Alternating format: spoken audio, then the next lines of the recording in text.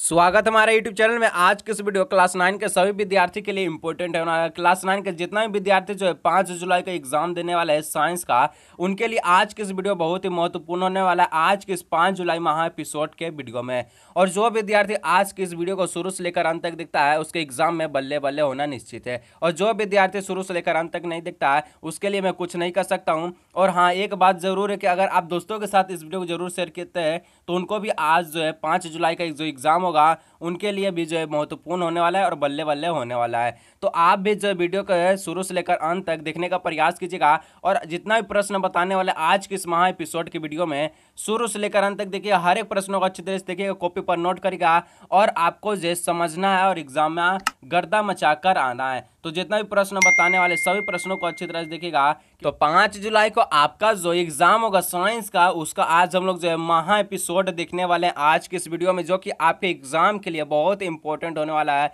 इसलिए मैं आपसे कहना चाहूंगा शुरू से लेकर अंत तक जरूर बने रहिएगा, हर एक प्रश्न को कॉपी पर नोट करिएगा और एग्जाम में गर्दा मचाकर आइएगा। और जो विद्यार्थी शुरू से लेकर अंत तक देखते हैं उसके एग्जाम के लिए गर्दा होने वाला है और बल्ले बल्ले भी होने वाला है। तो चलिए वीडियो को स्टार्ट करते हैं। वीडियो पर अंत तक बने रहिएगा, सभी दोस्तों के साथ इस वीडियो को जरूर शेयर कीजिएगा। तो देखिए, जितना भी आपको जो आज के इस वीडियो में जितना भी प्रश्न बताने वाले हैं सभी आपका जो 5 नंबर वाला प्रश्न होने वाला है। ठीक है, जितना भी प्रश्न बताने वाले हैं हर एक प्रश्न आपका 5 नंबर वाला प्रश्न होने वाला है। और आपको प्रश्न के नंबर पर नहीं जाना है, जितना भी प्रश्न है 5 नंबर वाला प्रश्न है। तो हर एक प्रश्नों को अच्छी तरह से देखेगा और एक कोई भी प्रश्न को आप जो मिस नहीं करना है, सभी प्रश्न को कॉपी पर नोट करना है और याद करना है और एग्जाम में गर्दा मचा कर आना है। और जो विद्यार्थी शुरू से लेकर अंत तक देखते हैं वो एग्जाम में बल्ले बल्ले कर आने वाला है। तो 5 जुलाई को आपको एग्जाम के लिए 5 नंबर वाला प्रश्न यहाँ पर बताने वाला हूँ, तो सभी प्रश्नों को अच्छी तरह से देखिएगा। और आपको जो है 5 नंबर वाला प्रश्न में न्यूमेरिकल भी आने वाला है। ठीक है, न्यूमेरिकल भी आएगा। तो न्यूमेरिकल का जो आपका वीडियो अपलोड हो चुका है और आपको जो है इस वीडियो का लास्ट आपका जो इस वीडियो का लास्ट इंड स्क्रीन पर आपको जो न्यूमेरिकल का वीडियो शो कर देगा। तो वहां से आपको न्यूमेरिकल का जितना भी प्रश्न है सभी को देख लीजिएगा, क्योंकि आपका जो 5 नंबर वाला में न्यूमेरिकल भी पूछा जाएगा। तो न्यूमेरिकल का वीडियो जो ऑलरेडी बन चुका है और आज के इस वीडियो के अंत में आपको जो न्यूमेरिकल का वीडियो शो करेगा, तो वहां से आप देख लीजिएगा न्यूमेरिकल का वीडियो को। ठीक है, और आज की इस वीडियो हम लोग सिर्फ प्रश्न उत्तर देखने वाले हैं, किसी प्रकार का न्यूमेरिकल आज की इस वीडियो में नहीं देखने वाले हैं, क्योंकि आपका न्यूमेरिकल का वीडियो अपलोड हो चुका है इसलिए। तो देखिए, आपका जो प्रश्न पूछता है इलेक्ट्रॉन, प्रोटॉन और न्यूट्रॉन के गुणों की तुलना करना। ठीक है, आपको जितना भी प्रश्न है सभी प्रश्नों को अच्छी तरह से देखना, कॉपी पर नोट करना और आपको समझना है सबसे पहले। ठीक है, तो इलेक्ट्रॉन, प्रोटॉन और न्यूट्रॉन के गुणों की तुलना करना है। तो इलेक्ट्रॉन को सबसे पहले देखेंगे, उसके बाद प्रोटॉन को देखेंगे, उसके बाद न्यूट्रॉन को देखेंगे। तो इसका गुण को तुलना करना है। ठीक है, दोष नहीं बताना है, सिर्फ इसका गुणों को तुलना करना है। तो इलेक्ट्रॉन जो है क्या होता है, तो इलेक्ट्रॉन पर जो ऋण आवेश होता है यह भी आप जानते हैं। इलेक्ट्रॉन पर माइनस वाला चार्ज होता है जिसको कहते हैं ऋण आवेश। और इलेक्ट्रॉन नाभिक के चारों ओर चक्कर लगाते हैं, यह भी आप जानते हैं। और इस नियम को कौन दिया था, तो बोर्स और बरी जो है बताया था। इलेक्ट्रॉन जो है नाभिक जो यहाँ पर है इसके चारों ओर इलेक्ट्रॉन जो है चक्कर लगाते हैं इलेक्ट्रॉन। ठीक है,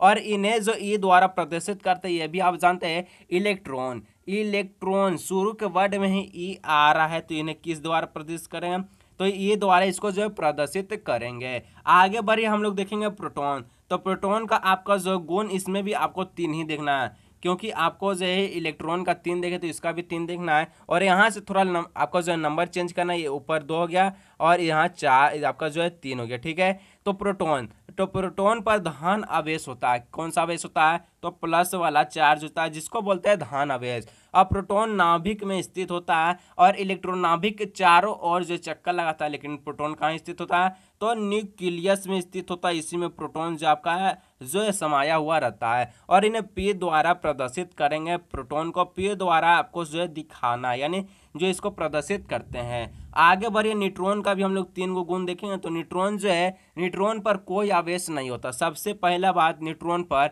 कोई आवेश नहीं होता, ना माइनस होता है और ना ही प्लस होता है। ये दोनों में से कोई आवेश इस पर नहीं होता है। और न्यूट्रॉन नाभिक में स्थित होता है। न्यूट्रॉन कहाँ स्थित होता है, जहां प्रोटॉन स्थित होता है वहीं पर आपका जो न्यूट्रॉन भी स्थित हो। न्यूट्रॉन और प्रोटॉन जो है दोनों नाभिक में स्थित होता है, ये आपको ध्यान में रखना है। और इन्हें एन द्वारा प्रदर्शित करते हैं, न्यूट्रॉन को एन द्वारा जो है दिखाते हैं। ठीक है, और इसी में आपका जो बी नंबर का जो प्रश्न है कि हाइड्रोजन के समस्थानिक HDT एवं एवं जो टी के लिए प्रत्येक में पाए जाने वाले 3 अपरमाणु कणों को सारणीबद्ध करना है।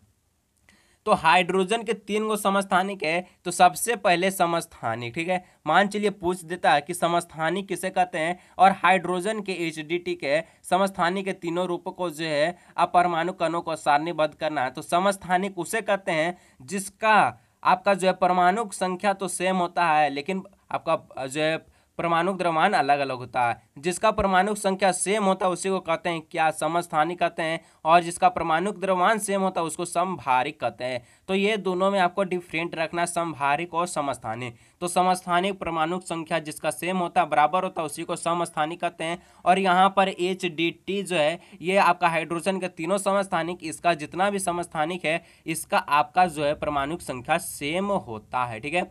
तो सभी को अच्छी तरह से देखेंगे। और सबसे पहला बात, अगर आपको पूछता HDT का पूर्ण रूप यानी हाइड्रोजन के तीनों समस्थानिक का नाम लिखिए, मान चलिए ये सब नहीं पूछेगा, हाइड्रोजन के तीनों समस्थानिक का नाम लिखना है, तो आप किस प्रकार लिखेंगे, तो हाइड्रोजन के तीनों समस्थानिक का क्या नाम होता है, तो H से आपका प्रोटियम होता है, और D से आपका ड्यूटेरियम होता है, और T से आपका ट्राइट्रियम होता है। हाइड्रोजन के तीनों समस्थानिक क्लियर हो गया। समस्थानिक किसको कहते हैं ये भी क्लियर हो गया। और इसमें आपको जो सारणीबद्ध बनाकर दिखाना अपरमाणु कणों को, तो इसमें आपको प्रोटॉन दिखाना है, इलेक्ट्रॉन दर्शाना है, और न्यूट्रॉन को दर्शाना है। तो सबसे पहले हाइड्रोजन का पहला यानी H यानी प्रोटियम को सबसे पहले देखेंगे, और इसमें इसका जो है परमाणु द्रव्यमान 1 होता है। H आपका जो हाइड्रोजन आपका जो प्रोटियम है इसका परमाणु द्रव्यमान जो है ऊपर वाला को कहते हैं, और आपका जो परमाणु संख्या जो है नीचे का कहते हैं। तो परमाणु इसका द्रव्यमान जो 1 है, परमाणु संख्या भी 1 है, इसीलिए प्रोटॉन भी 1 हो जाएगा।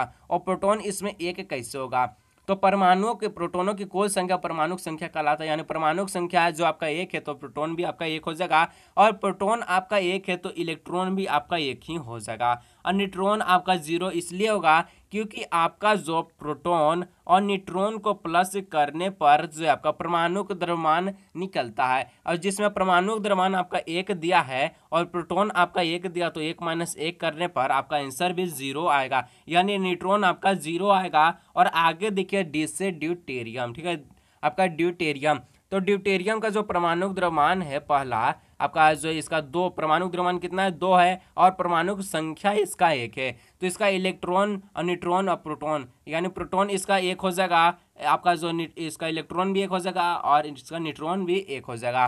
तो प्रोटॉन 1 कैसे हो गया, तो इसका जो आपका परमाणु संख्या 1 है, इसलिए प्रोटोनों की कुल संख्या बराबर परमाणु संख्या होता है, तो इसका प्रोटॉन भी 1 हो जाएगा, और इलेक्ट्रॉन भी आपका 1 हो जाएगा। और न्यूट्रॉन 1 क्यों होगा, क्योंकि इसका जो परमाणु का द्रव्यमान 1 है और प्रोटॉन 1 है, तो 1 - 1 2 है, तो प्रोटॉन में आपको 1 दिया है, और इसका परमाणु द्रव्यमान जी इसका 2 है, तो 2 - 1 करने पर आपका आंसर 1, यानी आपका जो न्यूट्रॉन जो 1 होगा। और T से ट्राइट्रियम, तो ट्राइट्रियम का जो आपका परमाणु द्रव्यमान 3 है, परमाणु संख्या 1 है, तो इसका प्रोटॉन भी 1 हो जाएगा, इलेक्ट्रॉन भी हो जाएगा 1, और न्यूट्रॉन इसका 2 हो जाएगा, क्योंकि इसका परमाणु द्रव्यमान 3 है, प्रोटॉन 1 है, 3 में से 1 या 2, न्यूट्रॉन आपका 2 हो जाएगा।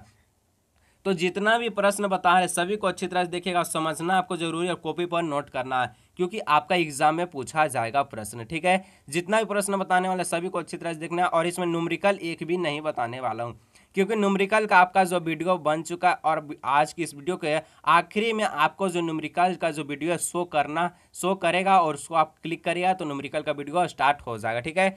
तो देखिए आपका जो नेक्स्ट प्रश्न पूछता है, ठीक है, मृदा के निर्माण की प्रक्रिया को विस्तृत रूप से व्याख्या करना है। तो मृदा का निर्माण निम्नलिखित प्रकार से होता है। पहला, सूर्य पत्थरों को गर्म करता है जिससे वह प्रसारित हो जाते हैं, और रात के समय पत्थर सिकुड़ जाते हैं, उसमें दरार पड़ जाती है और वह टूट जाता है। यानी सूर्य के प्रकाश से मृदा का निर्माण कैसे होता है, ये आपको पूरा डिटेल के साथ बताना है कैसे मृदा का निर्माण होता है। तो सबसे पहले सूर्य के जो आपका जो किरण होता है, गर्म किरण, जिसके कारण पत्थर प्रसिद्ध हो जाते हैं, और जिसका रात के समय में वह सिकुड़ जाते हैं, और सिकुड़ने का कारण उसमें दरार पड़ जाता है और वह टूट जाते हैं, ठीक है, टूट जाते हैं। इसका आगे जल द्वारा कैसे होता है, तो जल जो सूर्य के ताप से बनी दरार, जब सूर्य का जो ताप होता है उससे दरार जो पत्थर में बन जाता है, और उसमें पानी भर जाता है, और जो आपका यदि जम जाता है तो वह दरार का चौड़ा कर देता है और बहता हुआ जो जमा हुआ पानी भी जो पत्थर के छोटे छोटे टुकड़ों में तोड़ देता है।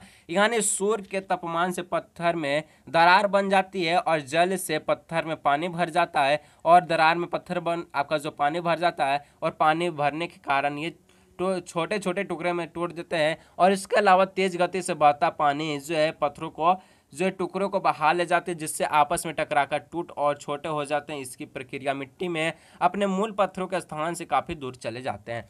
यानी कि जल द्वारा, तो जल द्वारा आपका जो सूर्य के तापमान जब इसका जो है दरार आता है तो उसमें पानी भर जाता है और पानी भरने के कारण छोटे छोटे टुकड़े हो जाते हैं और तेज आपका जो पानी के तेज गति के कारण जो पत्थर जो आपस में टकराकर और भी छोटे हो जाते हैं और जो कि मिट्टी के अपने मूल पत्थरों के स्थान से काफ़ी दूर पाई जाती है। और हवा द्वारा, तो हवा जल के टुकड़े आपस में टकराकर और भी छोटे टुकड़े बन जाते हैं। यानी हवा से जितना भी टुकड़ा आपका जो है पत्थर है वो सभी टकरा कर और भी छोटे हो जाते हैं। और जीव इसे मृदा के निर्माण में कैसे प्रक्रिया को अपना जो दिखाता है, तो जीव भी मिट्टी के बनाने की प्रक्रिया को प्रभावित करते हैं। लाइकन पत्थर की सतह पर उगते जो पत्थर को चूने के रूप में परिवर्तित कर देते और अपने और जो है मिट्टी के परत का निर्माण करते हैं। यानी जीव भी जो है मिट्टी की जो है प्रभावित करने के लिए बहुत महत्वपूर्ण भूमिका निभाता है जीव भी, ठीक है।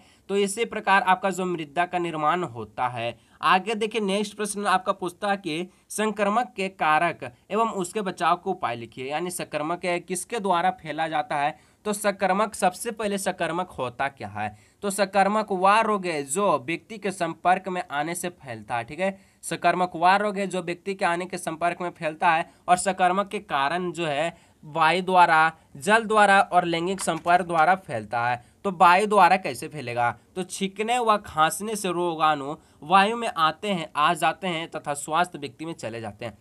जब भी आप छींकते हैं या खांसते हैं तो वहाँ पर जो रोगाणु जो है छोटे छोटे रूप में दूसरे स्वास्थ्य व्यक्ति में चले जाते हैं और जल द्वारा प्रदूषित व संक्रमित पानी पीने से रोगाणु हमारे शरीर में चले जाते हैं।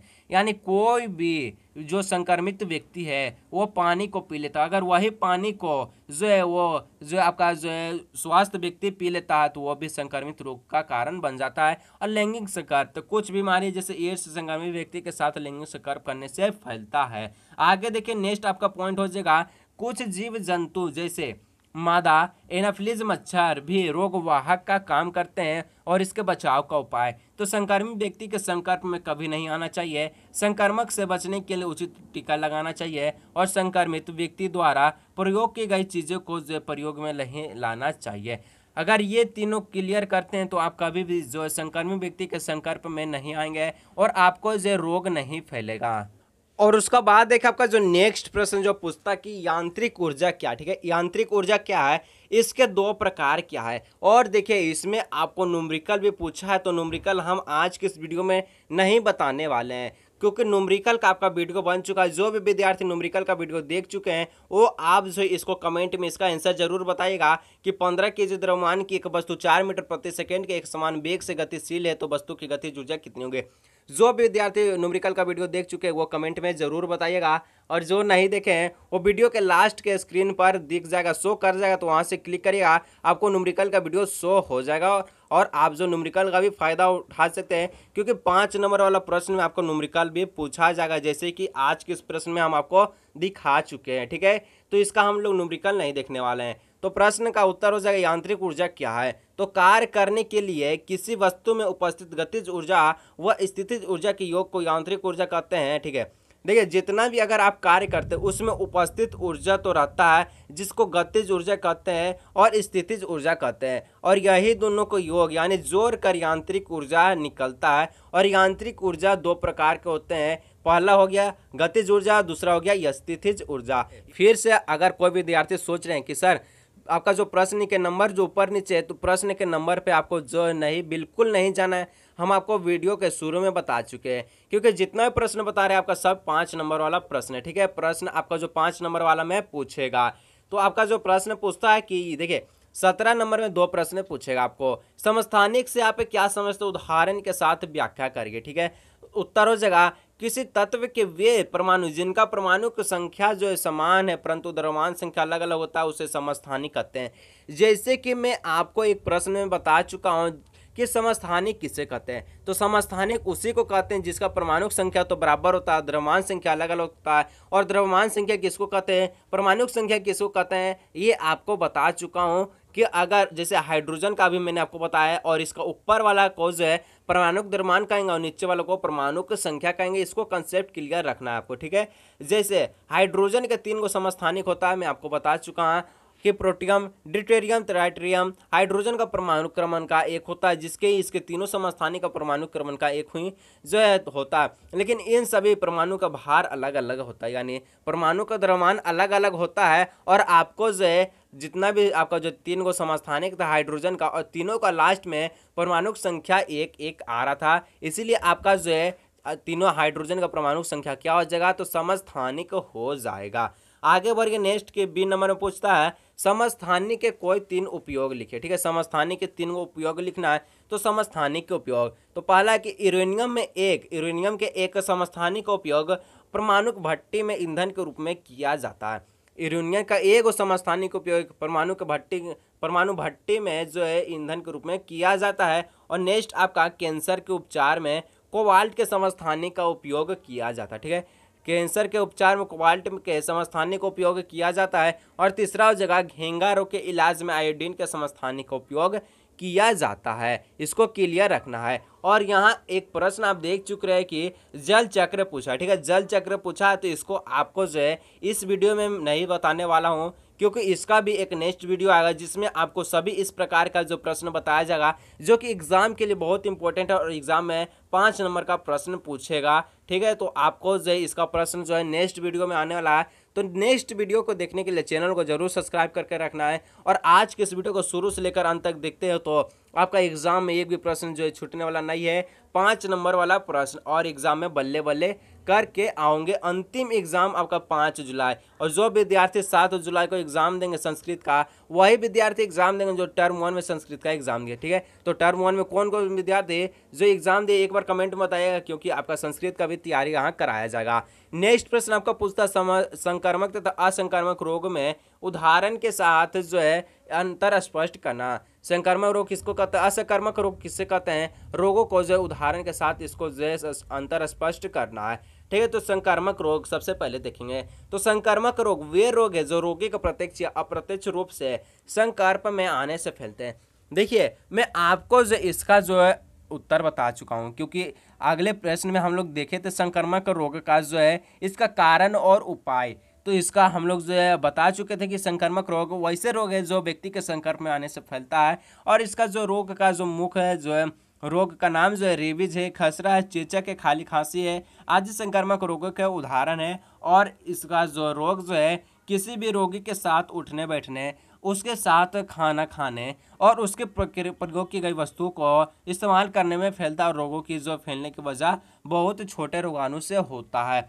किसी भी संक्रमित व्यक्ति में छोटा रोगाणु भी बहुत बड़ा जो है एकदम घातक हथियार हो सकता है, क्योंकि छोटी रोगाणु जो है बहुत बड़ा विशाल रूप धारण कर उस व्यक्ति को जो है मौत की घात उतार देता है। इसलिए संक्रमित व्यक्ति को सामने आपको नहीं जाना, ठीक है। जितना भी संक्रमित व्यक्ति उससे आपको दूर रहना, उसकी प्रयोग की वस्तु को आपको जो है उपयोग नहीं करना है। और असंक्रामक रोग ये वो रोग है जो अप्रत्यक्ष या अप्रत्यक्ष रूप से संपर्क में आने से कभी नहीं फैलता, ठीक है। संक्रामक रोग संपर्क में आने से फैलता, असंक्रामक रोग नहीं फैलता है, ठीक है। और यह जो रोग संक्रामक रोग की तरह एक व्यक्ति से दूसरे व्यक्ति में नहीं फैलता है। और इसका जो रोग का जो नाम है मानसिक रोग हो गया, बवासीर हो गया, मधुमेह हो गया, आदि संक्रामक रोग के उदाहरण। अगर आप इस व्यक्ति के संपर्क में आते हैं तो आपको जो रोग नहीं फैलता है और एक व्यक्ति से दूसरे व्यक्ति में ये रोग नहीं पहुंचता। ये इस प्रकार का असंक्रामक रोग है, ठीक है। और नेक्स्ट प्रश्न आपका पूछता है कि अनुप्रस्थ तरंग तथा अनुदैर्घ्य तरंग में 3 गो अंतर स्पष्ट करना। अनुप्रस्थ तरंग अनुदैर्घ्य तरंग में 3 अंतर स्पष्ट करना है। तो अनुप्रस्थ तरंग को सबसे पहले देखेंगे। तो अनुप्रस्थ तरंग के जो माध्यम के जो कण है तरंग के संचलन की दिशा में लंबवत कंपन करता है, ये आपको ध्यान में रखना है। अगर इसका परिभाषा यानी इसको जो आपको जो विस्तार करके व्याख्या करना है तो अनुप्रस्थ तरंग में लिखना है। अनुप्रस्थ तरंग वैसे तरंग है जिसके माध्यम के कण तरंग के संचलित की दिशा में लंबवत कंपन करता है। और अनुदैर्घ्य तरंग के माध्यम के कणों जो है संचलित की दिशा में जो है यहाँ पर समांतर लिख दीजिए, ठीक है, समांतर कंपन करता, ठीक है। अनुदैर्घ्य तरंग समांतर कंपन करता है और अनुप्रस्थ तरंग जो है लंबवत कंपन करता है। डिफाइन में पूछेगा तो सिंपल लिख दीजिए, कोई दिक्कत नहीं है। और इसका जो नेक्स्ट पॉइंट हो जाएगा, अनुप्रस्थ तरंग जो ठोस तथा द्रव्य के ऊपरी सतह में उत्पन्न होता है। जितना भी जो है ठोस तरंग जो आपका अनुप्रस्थ तरंग है ठोस तथा द्रव्य के ऊपरी सतह में उत्पन्न होता है, और अनुदैर्घ्य तरंग जो आपका ठोस, द्रव और गैस के तीनों माध्यम में संचलित होता है, यानी मीडियम में। और अनुप्रस्थ तरंग जो है ये आपका स्निग्ध एवं गति के रूप में संचलित होता है, और अनुदैर्घ्य तरंग जो संपीड़नों व विलयनों के रूप में संचलित होता है। ये रहा तीन इसका जो इसका आपका हो गया, ठीक है। और आगे देखिए आपका जो नेक्स्ट इसमें पूछता प्रश्न कि निम्न में संबंधित आवृत्ति का प्रयास ज्ञात करना, ठीक है। निम्न में संबंधित आवृत्ति का प्रयास ज्ञात करना है, तो आवृत्ति ध्वनि हो जाएगा 20 हर्ट्ज से कम, और पराध्वनि हो जाएगा 20 हर्ट्ज से 20,000 हर्ट्ज से ज्यादा, ये आपका हो जाएगा, ठीक है। आगे बढ़िए, नेक्स्ट आपका जो प्रश्न पूछता है रदरफोर्ड का परमाणु का नाभिक मॉडल क्या था। रदरफोर्ड का परमाणु का नाभिक मॉडल क्या था, तो रदरफोर्ड का जो परमाणु मॉडल का जो है निम्नलिखित है। और पहला हो जाएगा, परमाणु का केंद्र धनावेशित होता है जिसे नाभिक कहा जाता है, और एक परमाणु का लगभग संपूर्ण द्रव्यमान नाभिक में होता है, और नाभिक का खोज करने वाला ही रदरफोर्ड है। रदरफोर्ड को जो है फादर कहा जाता है, न्यूक्लियस का फादर रदरफोर्ड को कहा जाता है, क्योंकि ये तो इलेक्ट्रॉन को अच्छी तरह से सुलझा नहीं पाए, और इसको जो है, और ये जो है धनावेशित यानी जो है ये न्यूक्लियस की खोज करने में सक्षम हो चुके थे, इसीलिए रदरफोर्ड को जो न्यूक्लियस का पिता कहा जाता है, ठीक है। और नेक्स्ट है, इलेक्ट्रॉन नाभिक के चारों ओर और वर्तुकुलर मार्ग में चक्कर लगाता है, जो कि जो बात जो है बिल्कुल जो है गलत है। और नाभिक का आकार जो परमाणु के आकार की तुलना में जो है कम होता है। और आगे देखिए जो इसका बी हो जाएगा कि बी नंबर में आपका जो प्रश्न पूछता है, रदरफोर्ड के परमाणु मॉडल की कमियां क्या थी। नील्स बोर उन कमियों को दूर करने के लिए परमाणु का क्या नया मॉडल दिया। तो रदरफोर्ड के जो परमाणु का जो मॉडल है के अनुसार इलेक्ट्रॉन परमाणु के नाभिक के चारों ओर चक्कर लगाते हैं, जैसे ग्रह सूर्य के चारों ओर चक्कर लगाते हैं, परंतु इलेक्ट्रॉन वृत्तीय कक्षा में घूमते हुए स्थानीय नहीं बने रहेंगे, और क्योंकि परिक्रमा के दौरान विकिरण के रूप में ऊर्जा मुक्त हो जाएगा, नाभिक के खींचे चले जाएंगे और नाभिक से टकरा जाएंगे, तो ऐसी स्थिति में परमाणु का अत्यधिक अस्थिर हो जाने का नष्ट है। और जबकि ऐसी बात नहीं है। देखिए तो आपका जो रदरफोर्ड जो है इसका परमाणु मॉडल में यही कमियां थी कि जो इलेक्ट्रॉन जो है नाभिक के चारों ओर चक्कर लगाता है, इलेक्ट्रॉन जो है नाभिक के चारों ओर चक्कर लगाता है इस प्रकार का, और ये जो चक्कर लगाते हुए विकिरण कर कर ये नाभिक में यानी जो न्यूक्लियस में टकराने पर ये जो है नष्ट हो जाएंगे।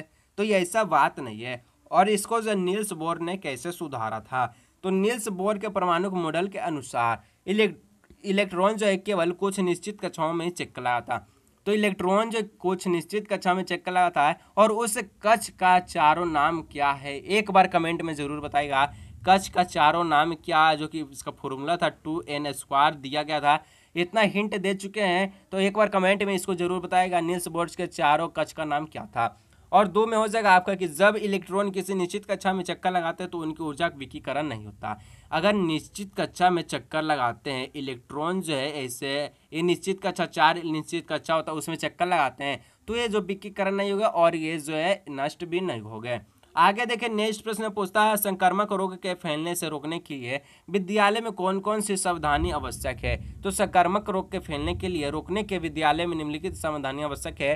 तो देखिए पहला हो जाएगा आपका, देखिए यहाँ खांसते हुआ यहाँ छींकते लीजिए, छींकते समय रुमाल का उपयोग करना, विद्यालय परिसर को स्वच्छ रखकर और स्वच्छ पानी का जो है पीने का जल उपलब्ध कराकर, वैक्सीन या टीका लगाकर और टॉयलेट को साफ रखकर, अगर ये तीनों अगर आप पांचों को नियम को फॉलो करते हैं तो संक्रामक रोग को फैलने की कोई ज़रूरत नहीं है और ये फैलेगा नहीं और इससे आप मुक्त हो जाएंगे, ठीक है। और देखिए नेक्स्ट प्रश्न आपका पूछता है, नाइट्रोजन जल चक्र का आलेख चित्र बनाते हुए व्याख्या करिए।